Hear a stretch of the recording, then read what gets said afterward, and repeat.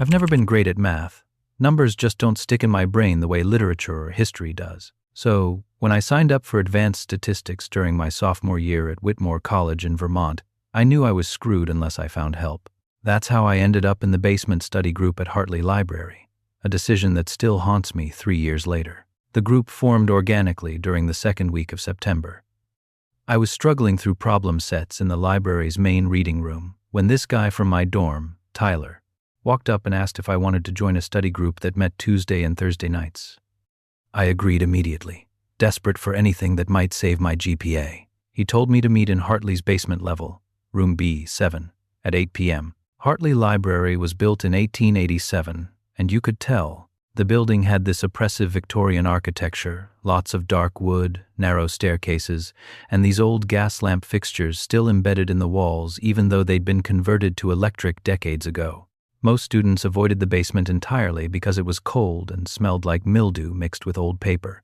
The university used it mostly for archive storage. When I arrived that first Tuesday, I found room B7 at the end of a long hallway painted in peeling institutional green. Inside was a rectangular table with 6 chairs, fluorescent lights buzzing overhead, and concrete walls that looked like they'd never been updated since the building's construction. Tyler was already there, along with another guy from campus named Marcus, and 2 girls from the honors program, Jen and Alicia. We clicked immediately, bonding over our shared terror of failing statistics. The study sessions were intensive. We'd work through problem sets, quiz each other on formulas, and debate the best approaches to different types of analysis. Jen was basically a genius and carried most of the explanations. Alicia took meticulous notes. Marcus cracked jokes to keep morale up. Tyler and I mostly just tried to keep up and not feel completely stupid. By the 3rd week, I started noticing patterns. We were always the only people in that basement level. Not just in our room, the entire floor was empty every single time we met. The elevator had this handwritten, out-of-order sign that never got fixed, forcing us to use the back stairwell, which was narrow and creaked under our feet. The stairs had this specific smell I can't quite describe, moisture and decay and something chemical, like preservatives. Then came the night of October 28th. I arrived 15 minutes early because I'd skipped dinner to finish an essay. Room B7 was already unlocked, lights on, but empty. I dropped my bag on the table and noticed a book lying open in the center, a yearbook from 1979, its pages yellowed and brittle. The open page showed a black and white photograph of 5 students standing in a library study room, 3 guys, 2 girls. They were arranged around a table in almost the exact positions where our group always sat. The caption underneath made my stomach drop. Advanced Statistics Study Group, Jennifer Hawkins, David Liu, Marcus Thompson, Alicia Chang, Tyler Morrison. Disappeared November 3rd, 1979. Investigation ongoing. I stared at that photo for a long time. The room in the background was clearly B7, same concrete walls, same rectangular table, even the same positioning of the light fixtures. The names were different from our group, but the composition was identical. Tyler's seat, Marcus's seat, Jen's seat, Alicia's seat, and mine. When the others arrived, I showed them immediately. Tyler laughed it off as a weird coincidence. Marcus said somebody was probably just messing with us, leaving creepy yearbooks around Halloween. But Jen went quiet, and I saw her hands shaking slightly as she pulled out her statistics textbook. We tried to study, but the energy was wrong. I couldn't stop thinking about that photo, about 5 students who'd disappeared from this exact room 43 years ago. The fluorescent lights started flickering around 9:30. Not randomly, but in a rhythmic pattern, 3 long flickers, 3 short, 3 long. SOS in Morse code. Is anyone else freezing? Alicia asked, hugging herself. I realized I could see my breath fogging in the air. The temperature had dropped at least 20 degrees in the past hour. That's when I noticed our shadows on the wall. We were all sitting at the table, working through a probability problem, and our shadows stretched across the concrete behind us from the overhead lights. But something was wrong with them. My shadow moved a half second after I did, like it was lagging behind reality. When I raised my hand to test it, my shadow raised its hand slightly out of sync. Look at the wall, I said quietly. Everyone stopped working and turned. 10 shadows stretched across that wall now instead of 5. 5 of us sitting at the table, and 5 others standing directly behind us. The standing shadows wore different clothes, outdated styles from decades ago, with collars and cuts that didn't match what any of us were wearing. I spun around in my chair. Nothing behind me but concrete wall. Marcus stood up fast, his chair scraping loudly against the floor. "This isn't funny. Who's doing this?" That's when the whispering started. It came from inside the walls, or maybe from everywhere at once, a soft, layered sound, like dozens of voices speaking simultaneously just below the threshold of understanding. I pressed my ear to the cold concrete and heard it clearly. "You can't leave until you finish. You can't leave until you finish." Tyler ran to the door we'd entered through. He grabbed the handle and pulled. The door was gone. Not locked, gone. Where there'd been a wooden door with a small window was now just solid concrete wall, as though the door had never existed at all. Tyler pounded on the wall with his fists, shouting for help. I pulled out my phone. No signal. The time read 11:47 p.m. and wasn't moving, the seconds frozen in place. Everyone else checked their phones with the same result. The whispers grew louder, resolving into words now. They were reciting statistics, formulas, the same ones we'd been studying. Mean, median, mode, standard deviation, confidence intervals. The voices chanted them like prayers or incantations. Jen started crying. "I've been dreaming about this room," she said, her voice breaking. "For 3 weeks now, every night. Dreams where I'm trapped here solving equations that never end, problems that don't have answers." I remembered the yearbook caption. November 3rd, 1979. I checked my phone's date display even though the time was frozen. November 3rd. "No," I said out loud. "No, that's not possible. Today is October 28th. But my phone clearly showed November 3rd. Everyone else's phones showed the same date. Alicia was hyperventilating now, her breath coming in short gasps. Marcus tried the wall where the door had been, searching for any crack or seam that might indicate an exit. Nothing. The standing shadows on the wall moved closer to our sitting shadows until they overlapped completely. The temperature dropped further. I could feel something behind me now, something present and aware, standing exactly where my shadow indicated. The whispers changed.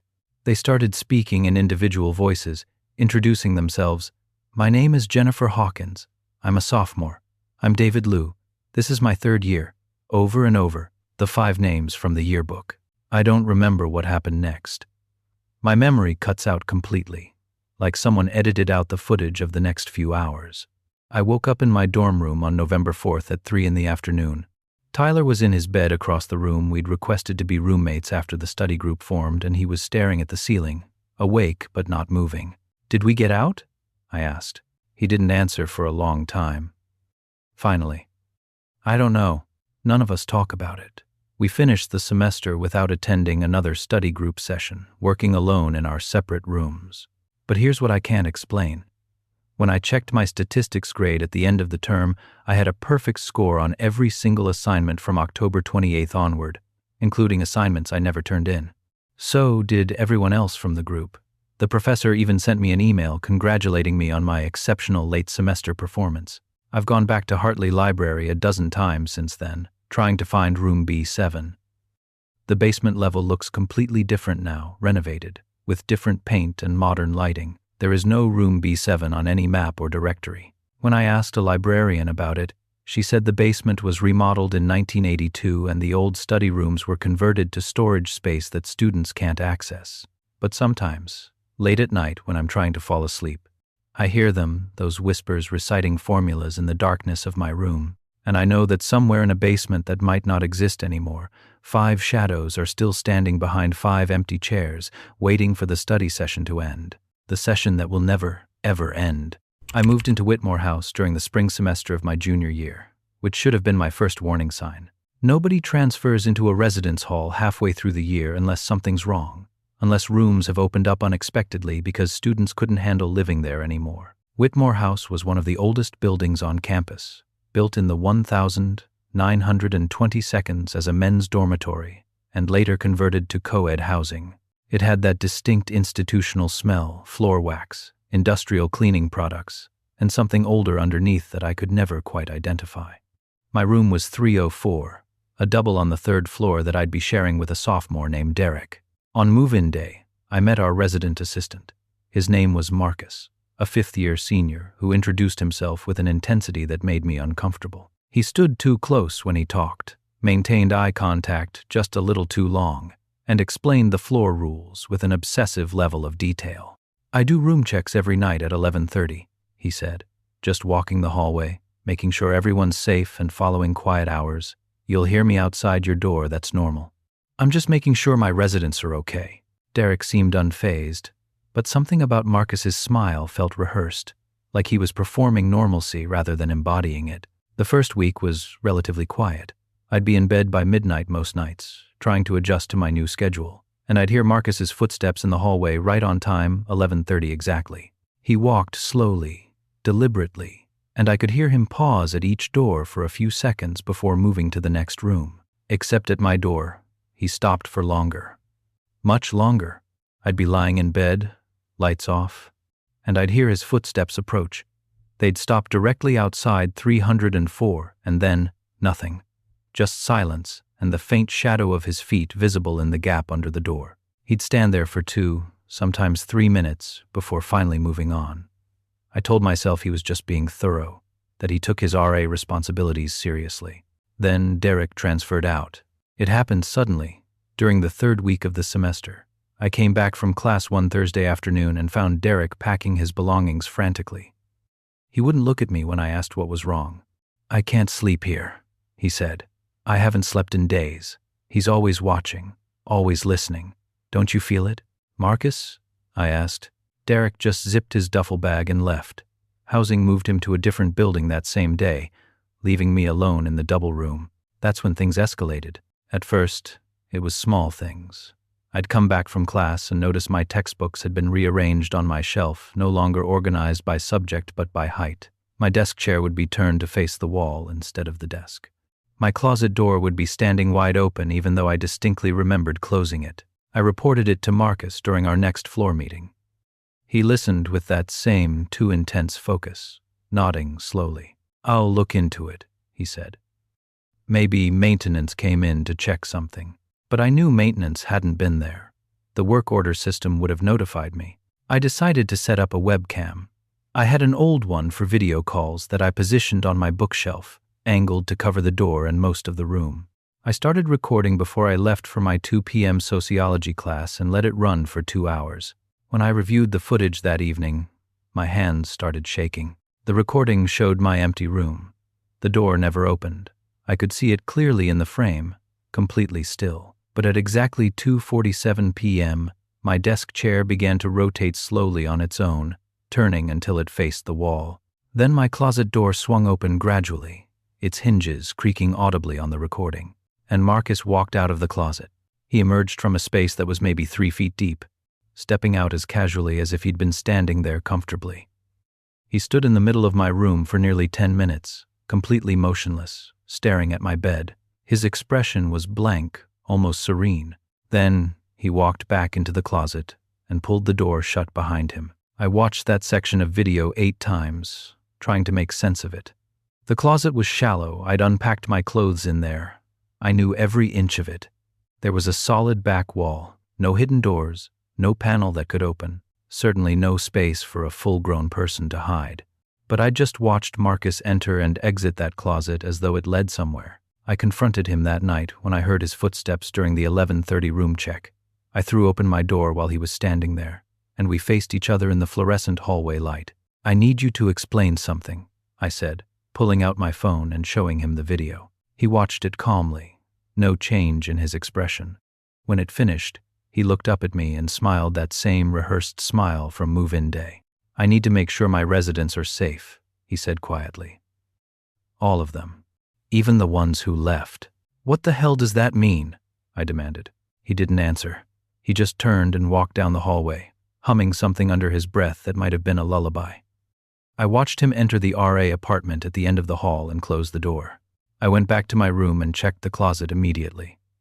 I pulled out all my hanging clothes, knocked on the back wall, searched for any mechanism or hidden opening. Nothing. Just a normal, shallow closet with a solid back. That night, I couldn't stay in 304.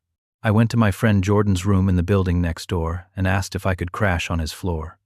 He agreed, confused but accommodating. I woke up at 4 a.m. to a text from an unknown number. It was a photo of me sleeping on Jordan's floor, taken from an impossible angle directly above, as though the camera was embedded in the ceiling or floating in the air. The message had no words, just the image. Over the next week, I stayed in 7 different friends' rooms across campus. Every single morning, I'd wake up to a photo from a different unknown number, showing me asleep in whatever room I'd stayed in. The angles were always wrong above, inside the wall, through the window, from outside, even when we were on the 5th floor. Marcus was somehow documenting everywhere I slept, even though I never told anyone my plans in advance, even though some of the locations should have been impossible for him to access. I finally went to the housing office during their walk-in hours. I was exhausted, paranoid, barely coherent. I told the coordinator I needed an emergency room transfer away from Whitmore House because my RA was stalking me. She pulled up my housing record, confused. Room 304, Whitmore House, she confirmed. But your RA is Sarah Chen. There's no Marcus in that building. That's impossible, I said. Marcus has been our RA since I moved in. He does room checks every night at 11:30. She showed me her computer screen. The staff directory listed Sarah Chen with a photo of a young woman I'd never seen before. I insisted there must be an error in the system, that Marcus was definitely our RA, that dozens of students on my floor could confirm it. The coordinator's face went pale. She typed something else, pulled up what looked like an archived article, and turned the screen toward me. It was from the campus newspaper, dated March 15th, 2008. 15 years ago. The headline read, "Student staff member found dead in Whitmore Residence Hall." The article described how Marcus Huang, age 22, a 5th-year senior serving as an RA in Whitmore House, had been found deceased in a 3rd-floor closet after being reported missing for 3 weeks. The cause of death was listed as undetermined, but the article mentioned that Marcus had been struggling with severe mental health issues related to his overwhelming sense of responsibility for his residents. "That's him," I whispered, pointing at the photograph accompanying the article. Same face, same intense eyes, same rehearsed smile. The coordinator printed the article for me and processed an emergency housing transfer. I moved out of Whitmore House within 48 hours, taking only what I could carry and leaving everything else behind. I dropped out at the end of that semester. I couldn't focus on classes, couldn't sleep, couldn't function. I'd wake up at exactly 11:30 p.m. every single night, hearing footsteps in the hallway of whatever apartment I was living in, hearing them stop outside my bedroom door for those long, agonizing minutes. Last week, I was staying in a hotel for a work conference in a city 3 states away from my college. I woke up at 11:30 p.m. I always wake up at 11:30 p.m. now and saw the shadow of feet under my hotel room door. I heard humming from the hallway, that same lullaby. And I understood that Marcus hadn't been stalking me because I'd lived in his building. He'd been checking on me because I was his resident, and his residents were his responsibility. Even the ones who left. I was a film production major at Ohio State, which meant I constantly had a camera with me, constantly filming random aspects of campus life for various projects. During the fall semester of my senior year, I decided to create a documentary about the mundane reality of college lectures, the boredom, the distraction, the performative nature of pretending to pay attention while mentally checked out. My target was Psychology 301, Cognitive Behavioral Therapy, taught by Professor Hillman on Monday mornings at 9 a.m. in Brennan Hall. It was the perfect subject, a massive auditorium-style lecture hall that seated 300, taught by a professor notorious for his monotone delivery, and attended by maybe 40 or 50 students scattered throughout the rows. The attendance was always sparse, because Hillman recorded his lectures and posted them online, making physical presence optional. On Monday, October 16th, I arrived early with my camera equipment. Brennan Hall was a brutalist concrete structure built in the 1960 seconds. All harsh angles and poor acoustics. The lecture hall itself was a steeply tiered amphitheater with rows of fold-down seats extending from the small stage where Hillman would teach. I set up my tripod in the back row, getting a wide shot that would capture the entire room, the scattered students, the professor at his podium, the general atmosphere of academic disengagement. I pressed record at 8:55 a.m. and let the camera run for the full 90-minute lecture. Nothing unusual happened during class. Students filtered in late, sat scattered throughout the room in their usual clusters. A few people took notes. Most were on their laptops or phones, barely listening. Professor Hillman lectured about exposure therapy and systematic desensitization in his characteristic monotone. I sat next to my camera, occasionally adjusting the frame, taking my own notes. The lecture ended at 10:25. I packed up my equipment, went to my next class, spent the day editing footage for a different project. It wasn't until that evening, around 8 p.m., that I finally imported the Brennan Hall recording and started reviewing it for usable material. I noticed the audio problem immediately. Underneath Professor Hillman's voice, there was another layer of sound. At first, I thought it was feedback or interference from the hall's old sound system. But when I put on my headphones and isolated the audio track, I realized it was whispering dozens, maybe hundreds of overlapping voices, speaking simultaneously just below the threshold of the professor's lecture. I turned the volume up, filtering out the higher frequencies to focus on the whispers. That's when I started to make out individual words, individual voices. They were introducing themselves. My name is Jennifer Hawkins. I'm a sophomore. I'm David Liu. This is my third year. My name is Rebecca Stein. I'm a freshman. On and on. Hundreds of flat, emotionless voices stating their names and years. I felt cold sweat forming on my neck as I listened. This wasn't random interference. These were deliberate statements, recordings, or something else. I ran the audio through a spectrum analyzer and started counting distinct vocal signatures. The software identified over 200 individual voices speaking simultaneously throughout the 90-minute recording. 200 voices in a lecture hall that had maybe 40 visible students. I switched to examining the video frame by frame. I'd done several slow pans across the classroom during the lecture to establish the space, to show the emptiness of the massive hall. I started scrubbing through those pans carefully, watching each row of seats. That's when I saw them. Faces in the seats that I didn't remember being there. Translucent figures, like double-exposed film, sitting motionless in seats I knew had been empty. A girl in the third row, her features barely visible, staring straight ahead. A guy in the seventh row, his form flickering slightly, hands folded on his desk. Dozens of them, scattered throughout the hall. I went back to the wide shot from my fixed tripod position and forced myself to count every visible figure in the frame. Solid living students, 42. Translucent, motionless figures. I stopped counting at 150. The lecture hall in my recording was completely full, every single seat occupied by either a real student or one of those flickering, transparent forms. But I'd been there. I'd sat in that room. It had been half empty. I watched the recording again, this time focusing on the transparent figures. They never moved, never shifted in their seats, never looked at phones, never took notes. They just sat in perfect stillness, staring at Professor Hillman for the entire 90 minutes, and they were all whispering their names. I didn't sleep that night. The next afternoon, I brought my laptop to Professor Hillman's office hours. He was reviewing papers when I knocked, and he welcomed me in with his characteristic lack of enthusiasm. "I recorded your lecture yesterday for a project," I said, opening my laptop. "I wanted to show you something and ask if you notice anything unusual." I played 30 seconds of the recording, just the wide shot of the classroom, with the overlapping whispers clearly audible underneath his lecture. Professor Hillman's face went from bored to ashen in seconds. He reached over and closed the laptop lid, harder than necessary. "Delete that," he said quietly. "I don't understand. Delete the footage. All of it. Don't watch it again. Don't show it to anyone else. And don't film in Brennan Hall again." He stood up from his desk and walked to the window, his back to me. For a long moment, he was silent. Then he started talking, his voice flat and factual, like he was delivering another lecture. Brennan Hall was built in 1962 on the site of an old dormitory called Henderson House.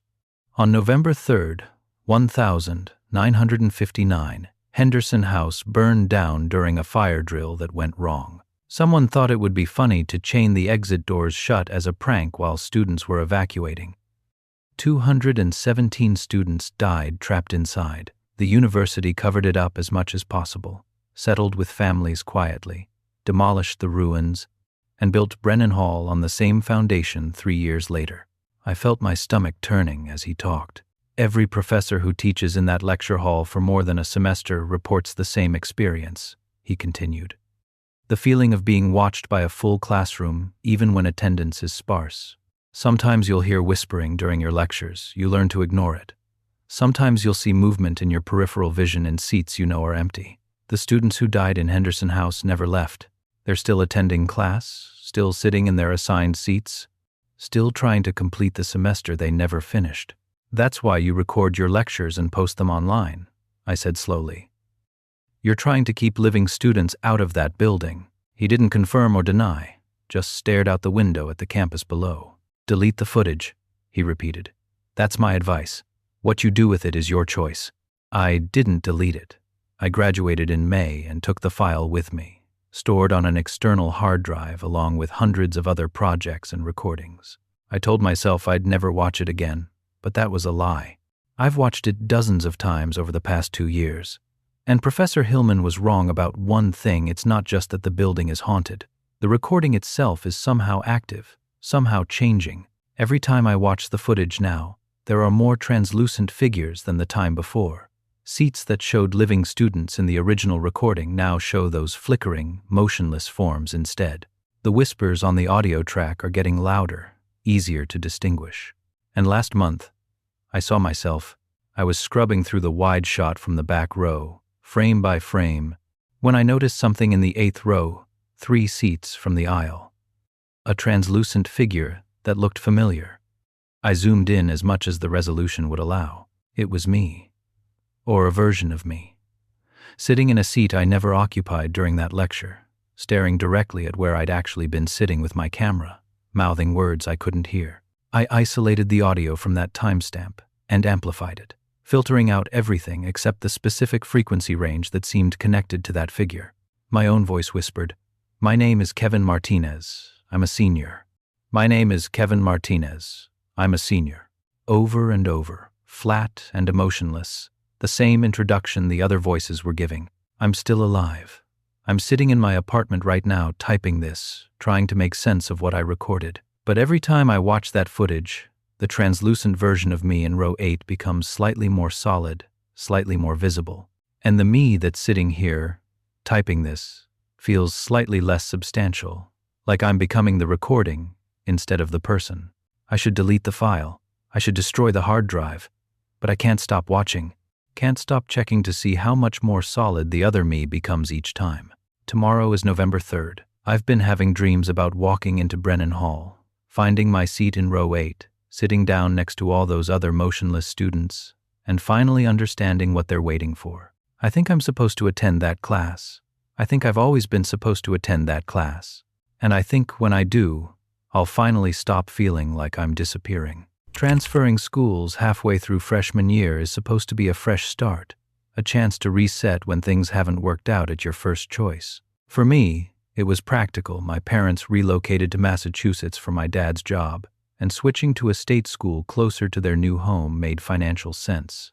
I told myself it would be fine, that I'd make new friends, that being a spring semester transfer wouldn't be as socially isolating as everyone warned. The housing application process was entirely online. I spent a Friday evening in January filling out the digital forms, answering questions about my study habits, moderate, sleep schedule, prefer quiet after midnight, cleanliness expectations, reasonably tidy, and whether I smoked or drank, no, and rarely. Pretty standard stuff designed to match you with a compatible roommate. At the bottom of the preference section was a text box labeled Additional Information or Special Requests, with a character limit of 500 words. It was optional, and I didn't have strong opinions about who I'd live with. I just wanted someone normal, someone easy to get along with while I navigated being the new transfer student. I typed, just looking for someone chill and respectful, open to different lifestyles and schedules, want to have a positive roommate experience. Generic, inoffensive. The kind of thing probably 500 other students wrote. I submitted the form and forgot about it. 2 weeks later, I received my housing assignment email, Mercer Hall, room 418, 4th floor. My roommate's name was listed as Ian Cosgrove. I did what every college student does. I immediately searched for him on social media: Instagram, Facebook, Twitter, LinkedIn. Nothing came up matching his name at our university. I tried variations of the spelling, looked through class Facebook groups, checked the university directory. Ian Cosgrove didn't seem to exist online, which was unusual but not impossible. Some people just value privacy.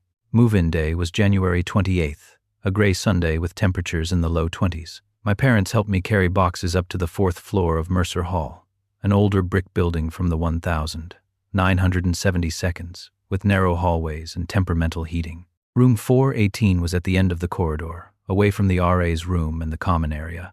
When I unlocked the door, Ian's side was already completely set up. His bed was made with dark blue sheets and a gray comforter, tucked in with almost military precision. His desk was organized with textbooks for courses I recognized from the spring semester catalog: Introduction to Psychology, Calculus 2, English Composition, Biology 101. His closet was partially open, revealing hanging clothes arranged by color.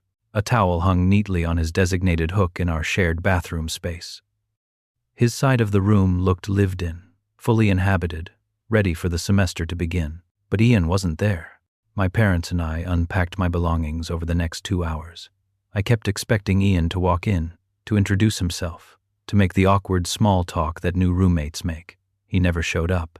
By the time my parents left at 4 p.m., I was alone in the room, staring at my roommate's perfectly organized space and wondering when I'd actually meet him. That night, I stayed up until 2 a.m. reading for my Monday classes, occasionally glancing at Ian's empty bed across the room. At some point, I fell asleep with my desk lamp still on. When I woke up the next morning at 7:30, Ian's bed looked slept in. The sheets were wrinkled, the comforter pulled back, the pillow indented like someone's head had rested there for hours. But the room was empty. I'd heard nothing during the night: no door opening, no movement, no sounds of another person. I checked the bathroom. His towel was damp. For the entire first week, this pattern continued. I'd leave for classes in the morning. I'd return in the afternoon to find subtle changes in Ian's space papers scattered across his desk with handwritten notes in a neat, cramped script, his textbooks open to different pages, his water bottle moved from the desk to the nightstand. His bed always looked recently slept in. His towel was always damp when I checked. But I never saw him, never heard him come or go, never caught any glimpse of my roommate actually existing. By the Thursday of the second week, I started asking people on my floor about Ian. I knocked on the room next door, where 2 sophomores named Jake and Cameron lived. "Have you guys met my roommate?" I asked. "Ian Cosgrove, in 418? They looked at each other, confused. "Dude, you don't have a roommate," Jake said. "I helped you move in. Your room's a single." "No, his stuff is there," I insisted. "His bed, his clothes, his textbooks." Cameron shifted uncomfortably. "Man, are you feeling okay? Moving schools can be stressful. Maybe you're just—" I didn't let him finish. I went back to my room and took photos of Ian's side with my phone: bed, desk, closet, bathroom towel. All the evidence that another person lived here. I'd show them, show everyone, prove that I wasn't imagining my roommate. But when I tried to show Jake the photos 5 minutes later, he just looked more concerned. "Those could be from anywhere," he said gently. "Maybe you should talk to the RA?"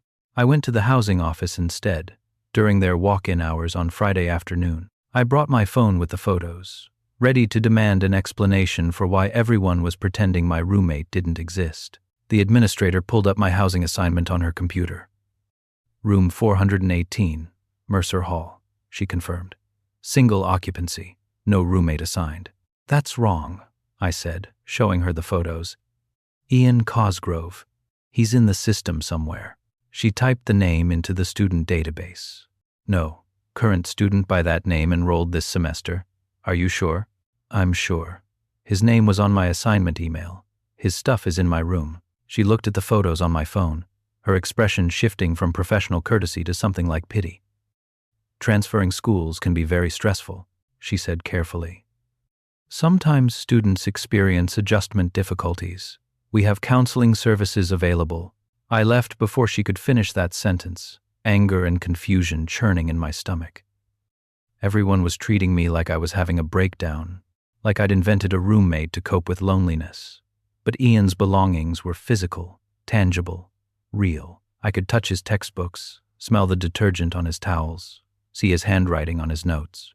That night, I sat in room 418 and stared at Ian's side of the space. The desk lamp on his side cast shadows across his open textbooks. I could see notes written in the margins, highlighting in yellow and blue, creases in the pages suggesting they'd been read multiple times. I forced myself to approach his desk. My hands were shaking as I picked up one of the papers scattered there: notes for biology 101, diagrams of cell structures, vocabulary terms defined in that cramped, neat handwriting. Then I saw something underneath his stack of papers, the corner of another document sticking out from under his mattress. I pulled it out carefully.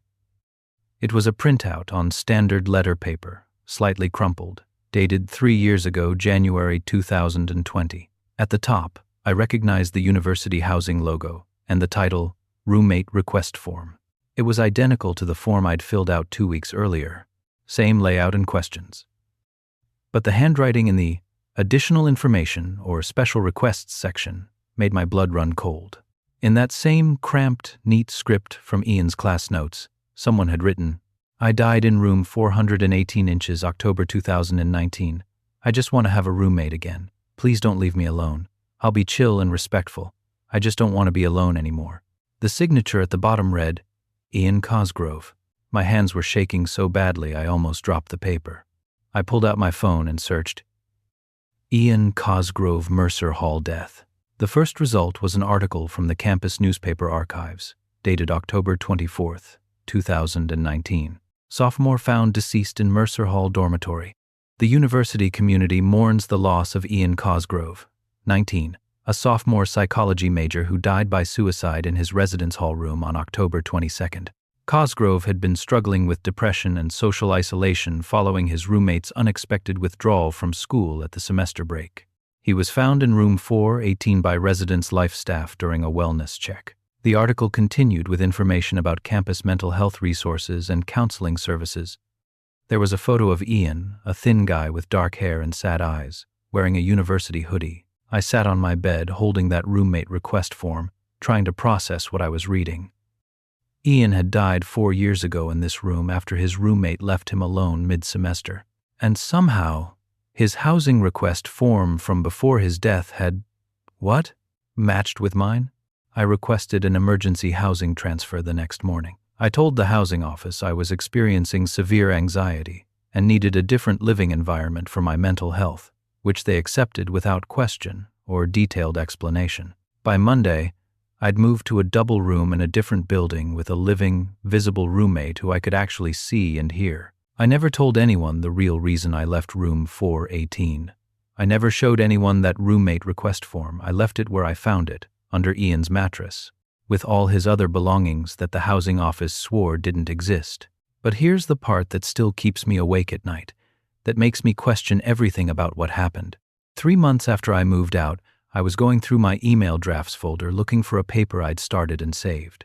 I found a draft email I'd never seen before, dated January 29th, the night after move-in day, the night I'd spent alone in room 418 waiting to meet Ian. The draft was a reply to an email I'd never received. The subject line read, Roommate Request Response. The body of the draft email read, Hi Ian, I got your roommate request. I'll be respectful and I won't leave. I promise we can be friends. Looking forward to living together this semester.